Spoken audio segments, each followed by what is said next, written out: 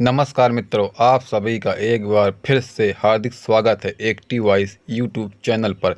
मित्रों, इस सृष्टि में जिस किसी ने जन्म लिया है उसका मृत्यु एक ना एक दिन होना ही, यह एक कठोर सत्य है। इसे चाह कर भी कोई जुटला नहीं सकता। हालांकि मृत्यु के बाद दोबारा जन्म होना तय माना जाता है। जैसे दिन के बाद रात होता है और रात के बाद दिन होता है, उसी तरह गरुड़ पुराण के अनुसार हर जीव का दोबारा जन्म होता ही है। कहने का अर्थ है कि जिस व्यक्ति का जन्म होता है उसका मृत्यु होने के बाद उसका पुनः जन्म भी होता है।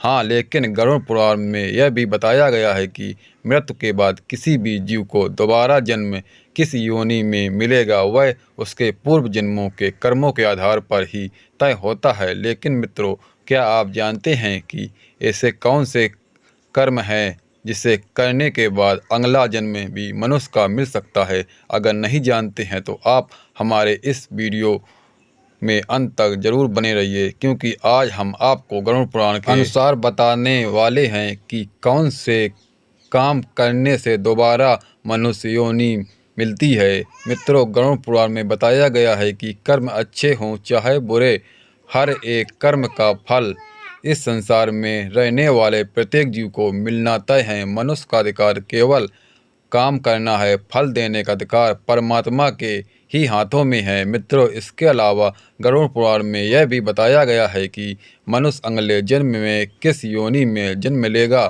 यह भी तय होता है, और यह मनुष्य द्वारा किए गए कर्मों के हिसाब से ही तय होता है। आइए अब जान लेते हैं मित्रों। सर्वप्रथम हम आपको ये दे कि इस जन्म में मनुष्य योनि में मिला है तो आपका अगला जन्म भी मनुष्य योनि में ही होगा, यह तय नहीं है।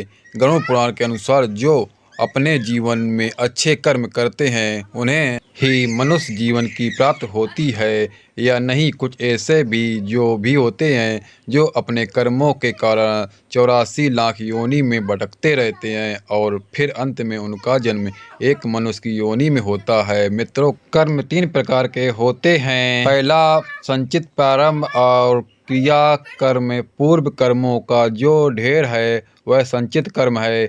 उन्हीं संचित कर्मों के आधार पर आपको जो शरीर प्राप्त होता है वह प्रारंभ कर्म, और वर्तमान में जो आप कर रहे हैं वह क्रियामान कर्म। आपके कर्मों के बड़े संचय में से जरा से कर्मों को लेकर आपको यह शरीर मिला है।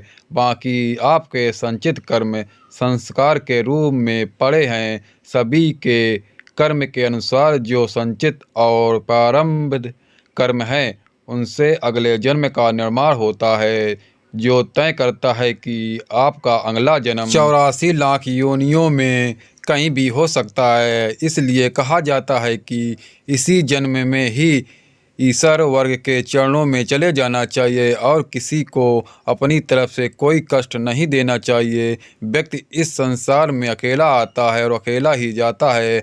अंतिम समय में उसके अच्छे बुरे कर्म, पुण्य और पाप अगले जन्म का निर्धारण करते हैं। महर्षि वाल्मीकि जी आदि ग्रंथ रामायण में कहते हैं, मृत्य प्रत्य विक्रम आचार्य मंदिर परिसर की फलन से प्रेतराज वर्ष करता है। अर्थात माता पिता, गुरु, आचार्य और ज्ञानी पंडित का भी अपमान नहीं करना चाहिए और ना ही कभी उनके बारे में ऐसे विचार अपने मन में लाने चाहिए। और जो व्यक्ति ऐसा करता है उसे महापाप लगता है। ऐसे लोगों को नरक में पाप भोगना ही पड़ता है, चाहे वो कितना भी दान पुण्य कर ले। इस पाप को कोई पुण्य नहीं मिटा सकता।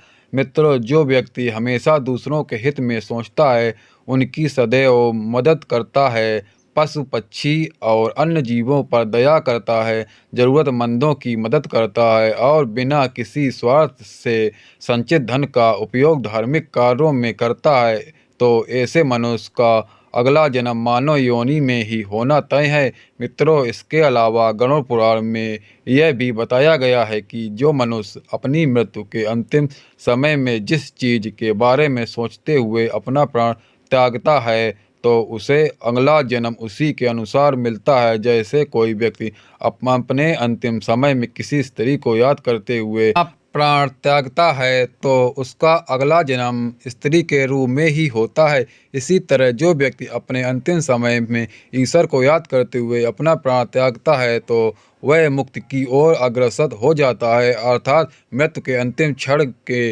विचार उसके अगले जन्म को भी तय करता है। इसलिए धर्मशास्त्रों में यह बताया गया है, मृत्यु के अंतिम समय में हमेशा राम नाम का जप करते रहना चाहिए। मित्रों, हम अंत में यही कहेंगे कि हर एक व्यक्ति को अपने जीवन में पूर्ण काम करने चाहिए और हमेशा निस्वार्थ भाव से धर्म की राह पर चलना चाहिए।